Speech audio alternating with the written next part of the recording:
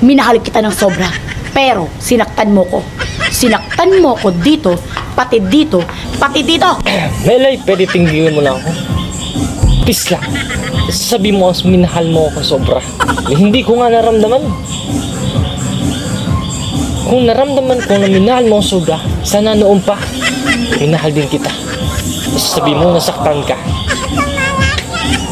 Ako ba tinanong mo? Hindi ako nasaktan. Ha? Tinanong mo ako? Sabi ka man? Hindi ka nga nagsabi.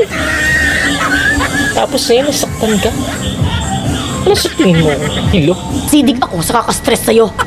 Pareho pala kayong magkapatid di siyan. Pareho kayong manlolok. Wow! Stress ka?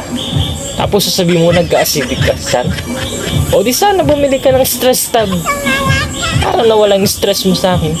Tapos bumili ka ng acid reflux. Para yung acid mo nawala. Ako nga, sumakit yung tiyan. Bumili lang ako ng diet tapos nawala. O sasabihin mo, manloloko ko. Bakit? Ikaw ba hindi mo ako niloko? Pareho kayong paasa. Paano kayo nakakatulog sa gabi? Binabagabag ba kayo ng panaginip nyo? O sadyang wala kayong Like, sasabihin mo, pinasa kita. Di ba sinabi na kita na huwag ka umasa? Una pa lang sinabi ko wala akong gusto sa'yo. Tapos ngayon sasabihin mo, pinaasa kita. Tapos tatanungin mo kung nakatulog ba ako o pinabagabag ako. Ano nakatulog ako? Nakahiga ako, nakakumot. O, masarap ng tulog ko kaya. Tapos sasabihin mo, binabagabag ako. Kisip ka ba, Melay? Ha? Intindihan mo ba yung sinasabi mo?